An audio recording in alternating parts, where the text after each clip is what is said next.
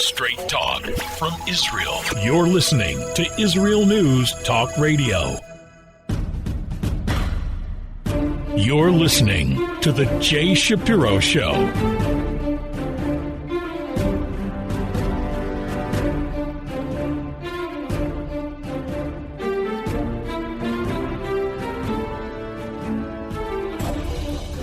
Hello again, everybody. This is Jay Shapiro. Thanks for listening. This week, I'm in a terrible predicament. The American election takes place on Tuesday, November 3rd, and this program is first broadcast on Thursday, November 5th, 2 days later. Obviously, the biggest news is the results of the election, which results in two problems. The first problem is that if there is a decisive winner and a loser, a commentator like myself will have to discuss and analyze the election and the voting patterns. On the other hand, the second problem is that if the presidential election is not decided, as happened in 2000, and the election is thrown into the courts, a commentator will have to discuss and analyze what happened. In either case, the commentator will be expected to make sensible and wise remarks about the results. This essentially is mission impossible within 2 days. A lot can be said, but little will be meaningful, and it will be insulting to the listeners. So I'm going to instead speak a little bit about the predictions, which is a safe thing to do, and I will speak about a political party that is not in the United States, but rather in Great Britain. Talking about the Labour Party in Great Britain, which has taken a very important and meaningful step in suspending a former leader, Jeremy Corbyn, for anti-Semitism. This is really something, and it's a meaningful step in suspending a former leader. This is good news for the Labour Party, for the Jews of Great Britain, and for democracy in Great Britain in general. At the same time, it highlights the fact that one of the major parties in the United States, the Democratic Party, has some extremely anti-Semitic members in Congress who could influence the party in a way that will establish a tone that is both unpleasant for the Jews of America and dangerous for democracy in America. I'll touch slightly on that subject. Thanks again for listening. I'll be right back.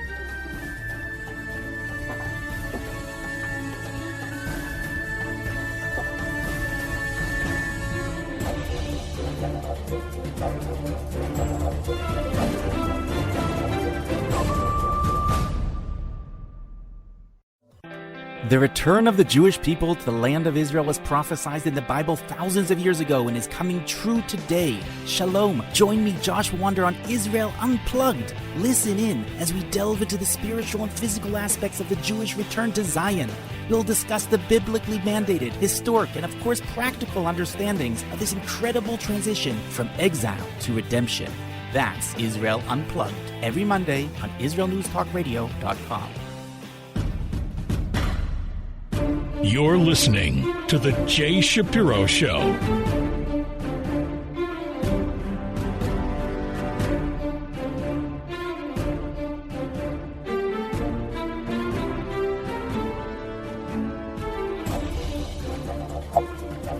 Back with Jay Shapiro.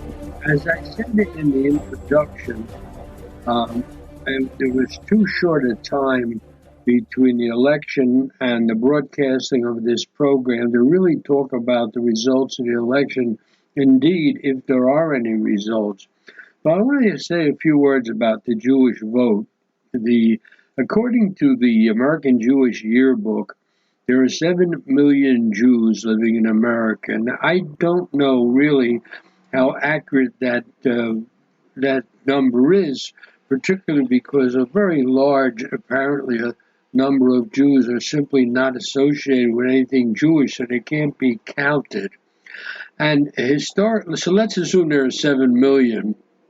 Now, according to the American Jewish Yearbook, a little over 5 million of them live in states that are clearly Democratic or Republican. with the overwhelming majority, about 71%, living in Democratic states. For example, 43% of American Jewry live in New York or California, which are states that go Democratic, traditionally for many, many years. So, as the co-editors of the American Jewish Yearbook wrote, that in the 2016 elections, had every Jew in New York and California voted for Trump, Clinton would still have taken those states. So in terms of in those terms, the Jewish vote does not have much weight. However, and this is what's significant, 26% of American Jews live in one of what's called a swing or a battleground state, which are neither clearly Republican or clearly Democratic. And keeping in mind that the electoral system and the electoral college is what counts in America, each individual state is quite important. The United States doesn't vote in one mass number, in which case the Jewish vote would be totally meaningless, but they vote in those states where their difference their vote could make a big difference in the electoral college. The biggest one is Florida, that has 644,000 Jews, which is just over 9% of the population. And by the way, I myself vote in Florida. When I first came on Aliyah, I came from Pennsylvania, and at that time you could not vote unless you had an address in the state.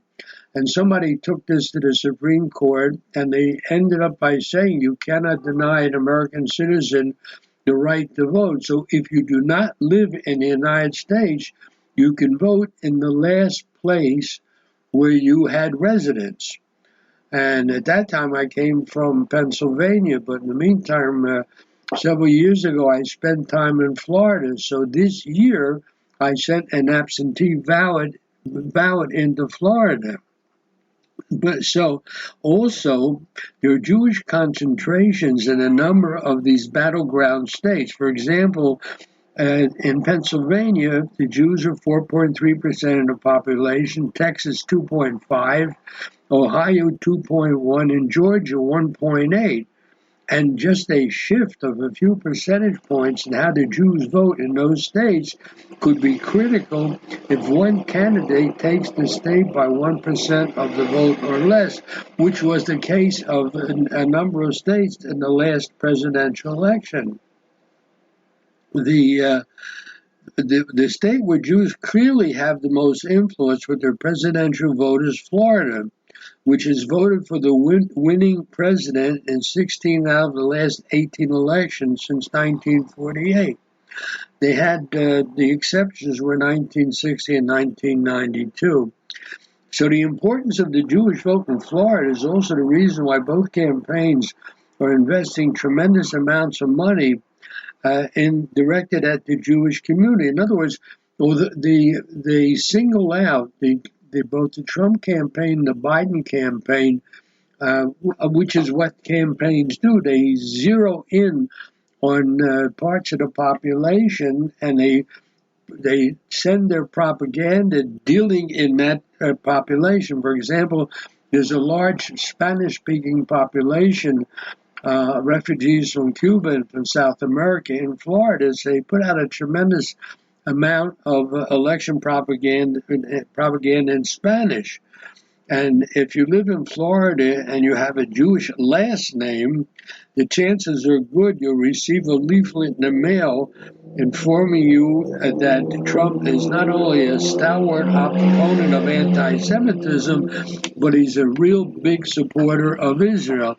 Now, obviously, knowing what we do about the electorate in America, being a supporter of Israel gets not only some of the Jewish vote, but actually it gets most of the older Jewish vote.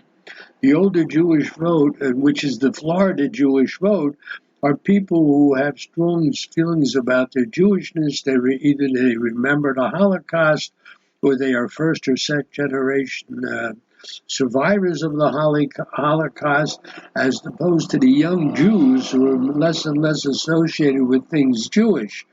So what the propagandists do, well, each party, is they appeal to that particular portion of the population.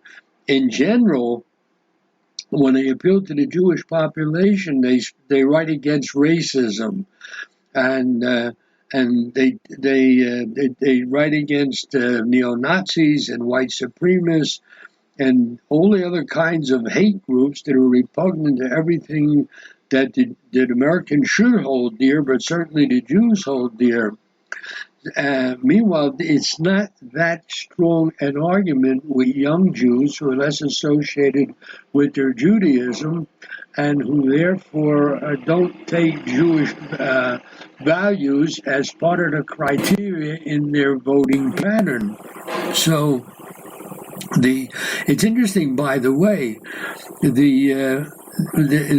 back in 2016 elections, Jews nationally, according to exit polls, voted 24% for Trump and 71% for Clinton. 24% for Trump. In Florida, Trump won more than the national Jewish average, which is 27% compared to 24%, and that makes a huge difference. Interesting enough, in 2018, the guy who ran for governor, his name is DeSantis, he took more than a third of the Jewish vote. He got 35%, which is actually about 43,000 votes, Jewish votes, more than Trump himself got. And that accounted for his margin of victory.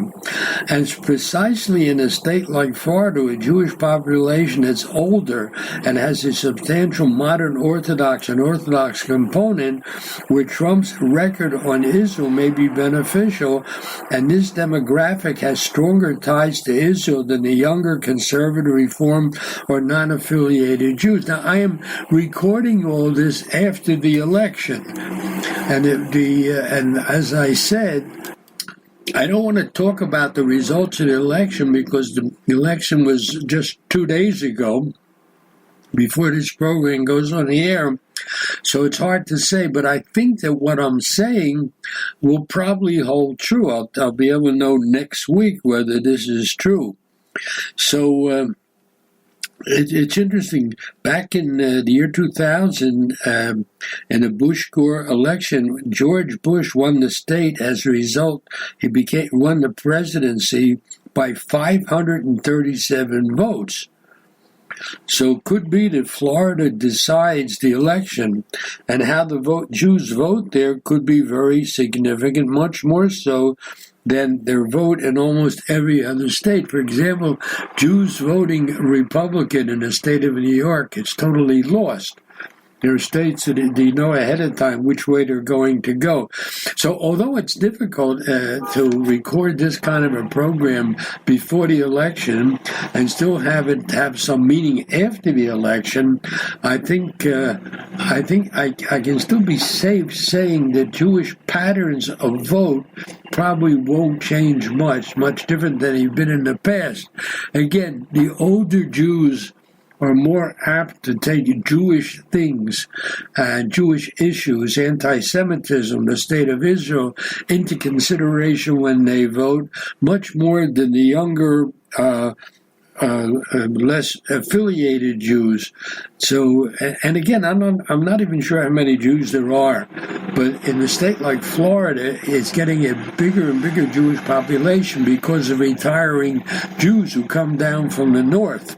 And it turns out if a Jew votes in New York Republican, essentially his vote is wasted. On the other hand, that same Jew who votes in Florida, his vote can make a huge difference. So it's interesting how Jewish voting patterns, which vary with age, also vary within the locations, or the effect varies in the location where the vote takes place. So a Jewish vote is much more important in Florida than it is in New York, no matter which way they vote. So that's an interesting and perhaps curious phenomenon, but I just wanted to touch upon it. So, because elections, you never can tell. That's what makes a democracy. Anyhow, I just wanted to touch upon these things, which will be broadcast after the election, and I hope they still have value. I'll be back after the break.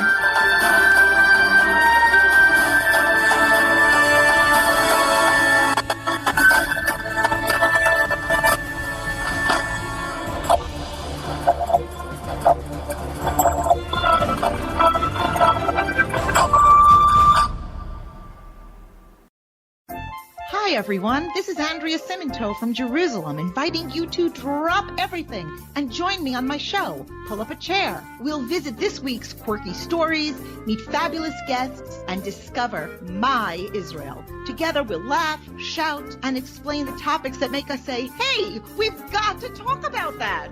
So get comfortable and pull up a chair with me, Andrea Simento, every Thursday on Israel News Talk Radio. Psalm 23, the Lord is my shepherd, I shall not want. Did you know this psalm and many others were composed by a Jewish shepherd and musician who later became a king? Would you like to know some of the inner meanings of psalms to help you connect with God and strengthen your soul? An exciting and easy-to-read book is now available which will help you do just that. Software for the Soul, Psalms for Everyone, available on Kindle, Audible, and Amazon.com. Software for the Soul. You're listening to The Jay Shapiro Show.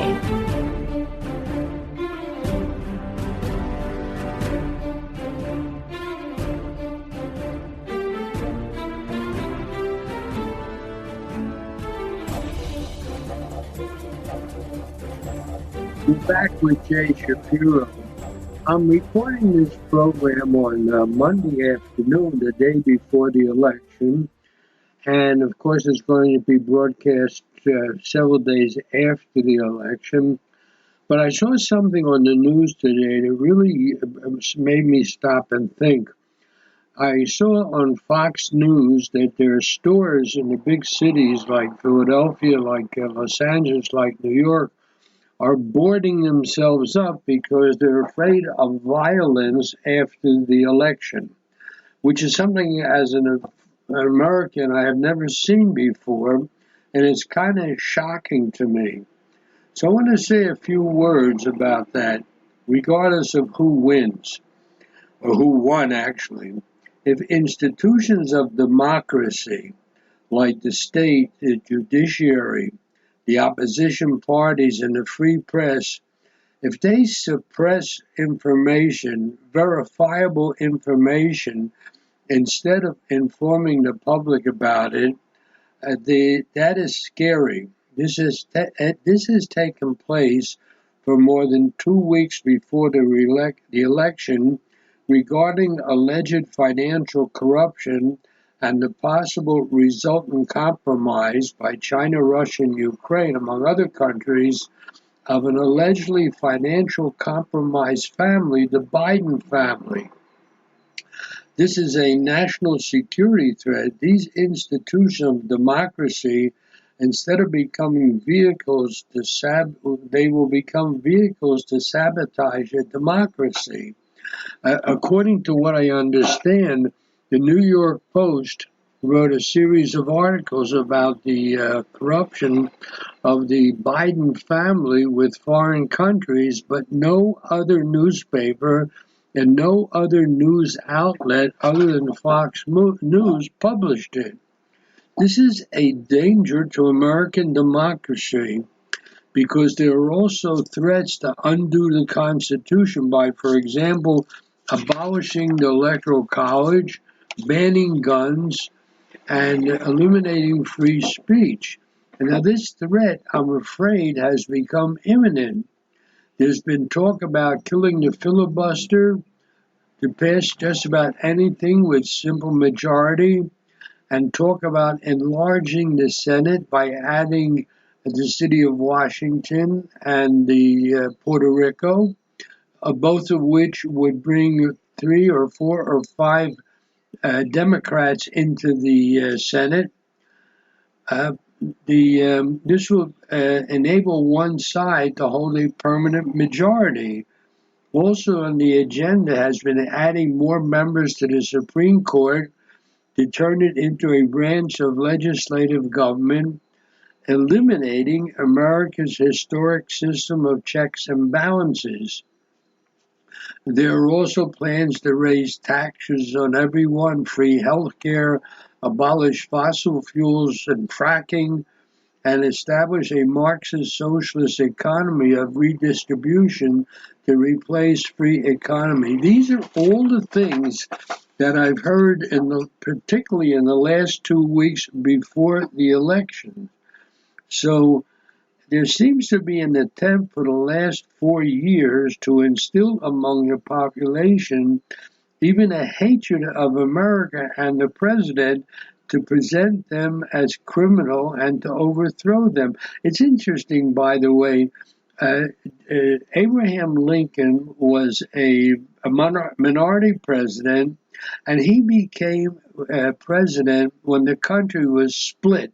And right after he became president, it formally split by the southern states seceding. But he became president at a time when there already was the controversy. What I think has happened now, at least is my opinion, is that the controversy has risen after Trump became president, because according to all the calculations and everything else that was going on, Mrs. Hilton was supposed to win the election, and they have the win by Trump was unexpected, and there are people who to this very day refuse to accept it.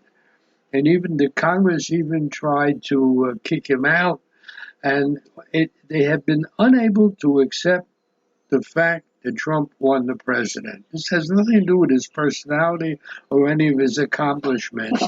One side of the political spectrum refused to accept the president, and that has never happened before. Then there was a tremendous amount of time wasted in Congress by an attempt to kick out the duly elected president. So if institutions of democracy, like the state, like the judiciary, like the opposition parties, and especially the free press, if they suppress information, verifiable information, instead of informing the public about it, has taken place for more than 3 weeks regarding the alleged financial corruption and the possible resultant compromise of one of the presidential candidates. This is a really bad situation. The institutions of democracy become vehicles to sabotage democracy. A danger to American democracy in the past years, with threats to undo the Constitution by, for example, abolishing the Electoral College and banning guns and eliminating free speech, has become imminent. In back in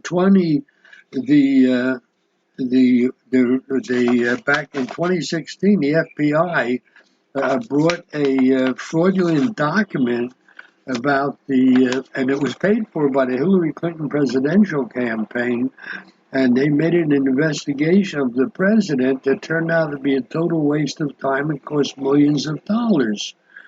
So what happened was the leadership of the CIA, the FBI, and other key agencies, in extremely dubious actions, based a long and an expensive investigation on a dossier that was fraudulent. And now, so this is really threatening to American democracy. There are writers. There's a guy named Abe Greenwald, who writes in Commentary magazine, He described what is happening as a revolution against the United States of America and all it stands for. So it's interesting, by the way, and this is something I myself studied many years ago. There was an Italian communist by the name of Antonio Gramsci. I think that's how you pronounce it, Gramsci, who advocated the infiltration of the civil society to destroy it from within. In other words, he said if you take over the educational institutions and you raise one or two generations of people who are brainwashed in a certain direction, then you can take over or even destroy the government. And what we have now, there's talk about killing the filibuster, to pass just about everything with a simple majority, and enlarging the Senate by adding 2 more states. This would allow one side to hold a permanent majority. Also on the agenda has been adding more members to the Supreme Court to turn into a branch of legislative government, and it would eliminate America's historic system of checks and balances. There are also plans to raise taxes on everyone, abolish fossil fuels, and fracking. So these ideas appear to have the support of hundreds of professors and journalists, members of the so-called cultural elite, as well as the leading social networking services like Twitter and Facebook, that are practicing suppression of factual information with impunity. And they censor anything that might run counter to their preferred position. That is very serious. They're hiding issues that they want to keep from public view. This is a tremendous a danger to the democracy, to the United States as we know it. And I'm not talking as a Democrat or as a Republican, because these ideas are ideas that the United States is based upon, the separation of powers and things like that. So if the American people do not fight to defend their institutions and democracy, the United States could soon find itself ruled by an expert class of oligarchs and other autocrats. And although what will happen to the U.S. government changes hands remains to be seen, many Americans could be forced to follow all kind of the road to serfdom, as I've seen it in a book. So the truth of the matter is the Americans are now really in a fight for the salvation of American democracy. This is how I see it. I'm not a social scientist. I'm not a political scientist. I'm a simple observer, but that's how it looks to me, and I find it really frightening. So again, I'm recording this before the results of the election, which probably may take a long time. So I'll be back after the break.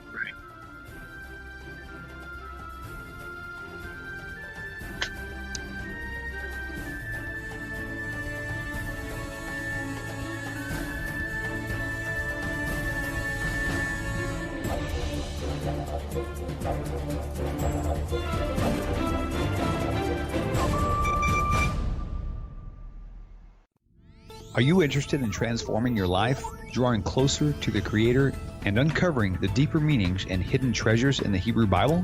Then join me, Rav Yitzhak Michelson, And me, William Hall, on the Science of Kabbalah, where we are seeking to narrow the gap between what we understand of our physical and spiritual worlds. So make sure to tune in every Tuesday at 5 p.m. Israel time, 10 a.m. Eastern Standard Time, here on Israel News Talk Radio. You're listening to The Jay Shapiro Show.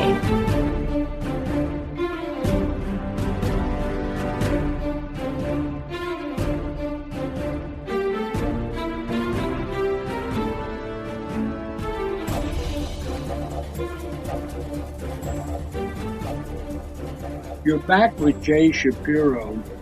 I am pre-recording this program on Tuesday afternoon while the general election is taking place in the United States.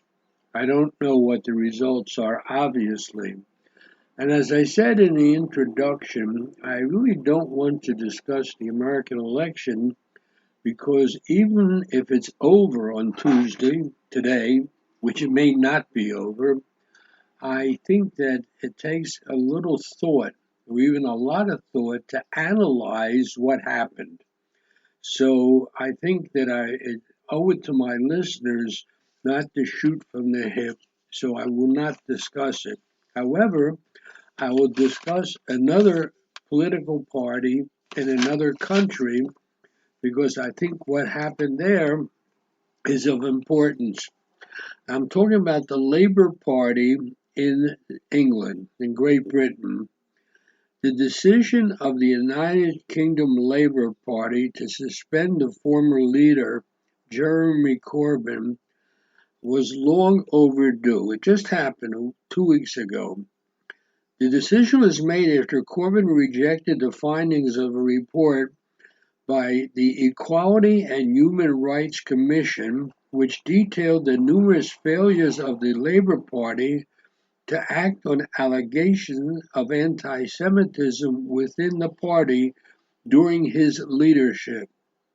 In response, the party leader, who is now Sir Keir Starmer, accepted the report in full and after apologizing to the Jewish community announced he would implement each of the report's recommendations.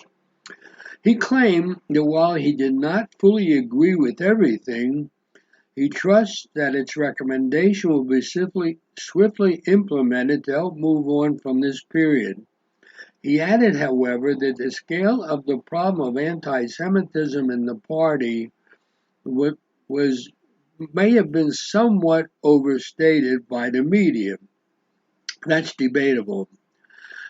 Following these statements, he filed a complaint by the watchdog organization Campaign Against Anti-Semitism, and Corbyn was then suspended. The decision was immediately hailed by Jewish organizations across Britain, and all kinds of positive statements were made by the Jewish members of Parliament. As one of them said, Labour is finally saying enough is enough. Anti-Semitism can never be tolerated in the Labour Party. Now we can finally move on. So, and another a Jewish organization, the Board of Deputies, the president of the organization, Jewish organization, said the following: having presided over the descent of a proudly anti-racist party into a party that broke equality's law in its treatment of Jews, the shameless comments by Corbyn showed that he remains part of the problem and is an obstruction to the resolution of the issue.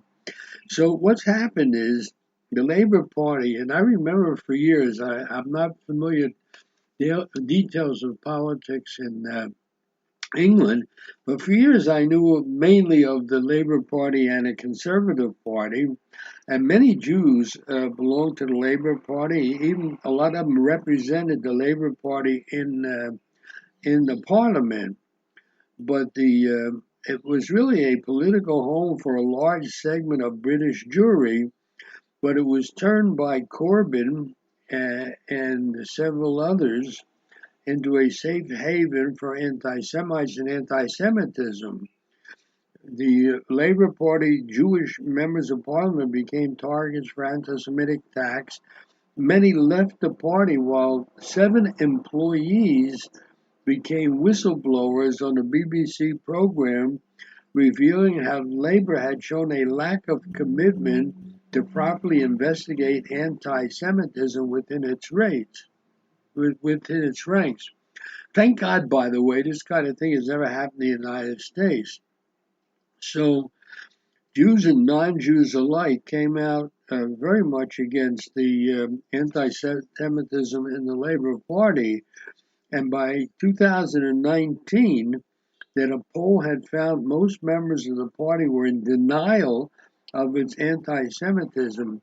Only 23% of party members surveyed agreed that the party had a serious anti-Semitism problem. Another 37% blamed the anti-Semitism on accusations from political opponents. And another 17% blamed the mainstream media. So what happened was Corbyn, who was an outspoken anti-Semite, did not win last year and was replaced by Starmer, who deserves credit for adopting an aggressive stance against any sign of anti-Semitism within and without the party. So it's interesting that a major party in England had a serious problem of anti-Semitism, and that in itself is a frightening thing. On the other hand, the fact that the new leadership took action on it is a very optimistic thing.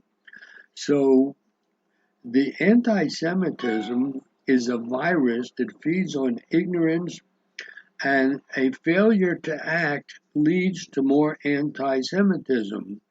When people see anti-Semitism and go and let it happen, whether it's acts or speech, they think they can act in the same way without accountability. In other words, anti-Semitism has to be stopped in its tracks. That is why every act of anti-Semitism needs to be reported, and why every act of anti-Semitism needs to be confronted with a forceful and immediate action. So what happened was, finally, a major political party in England, the Labour Party, did something about it. It sent a very serious message that even a former leader of the party, no matter how high-ranking he might have been once within the party, does not have immunity and can be held accountable. And the truth of the matter is, that is also a lesson for other countries and for other political parties that are also battling this virus of hate and discrimination against Jews. Well, it's a lesson on how to finally act, but also in what happens when one fails to take action, when this anti-Semitism first shows its ugly head. So unfortunately, it will take a long time for the Labour Party to repair the damage that's caused the Jews of the United Kingdom. And the suspension of Corbyn is a step in the right direction. Now, the reason I bring this up on the program is for two reasons. That's an odd statement. The reason is for two reasons, but there are two reasons. One has to do with the fact that the Labour Party, a major party in Great Britain, is cleaning out its ranks and cleaning out anti-Semitism. And the other is that I can't help but take notice that there is an element in the Democratic Party in the United States. When I was a kid, as I understood politics then, as I analyze it later, both major parties, the Republicans and the Democrats, were either a little bit to the right or they're a little bit to the left. So when governments changed, when presidents replaced other presidents, there were differences, but not major differences, and particularly with regard to the Jews.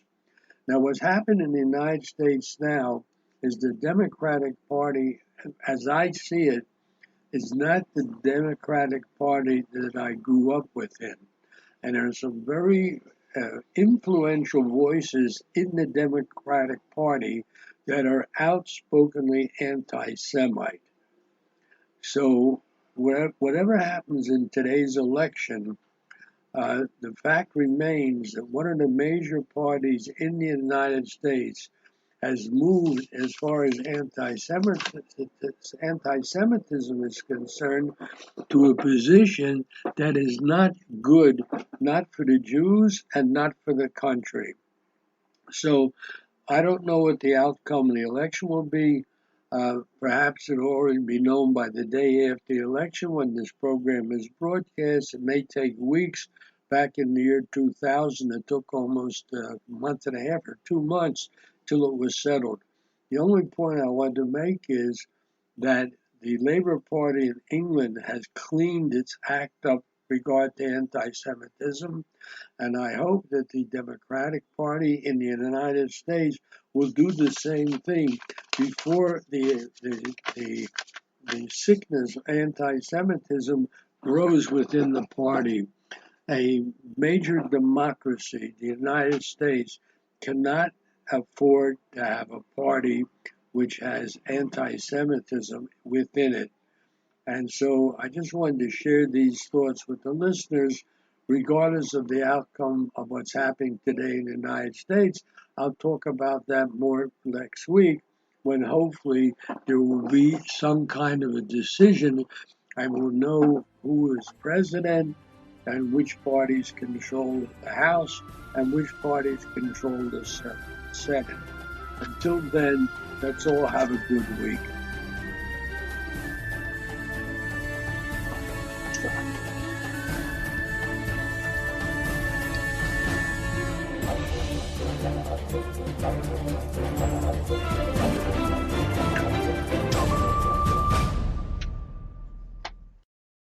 If you love Israel News Talk Radio, then you'll love our Facebook page. We keep you up to date on what's happening in Israel, plus little surprise treasures that we don't share on the radio. Go now to follow us on Facebook.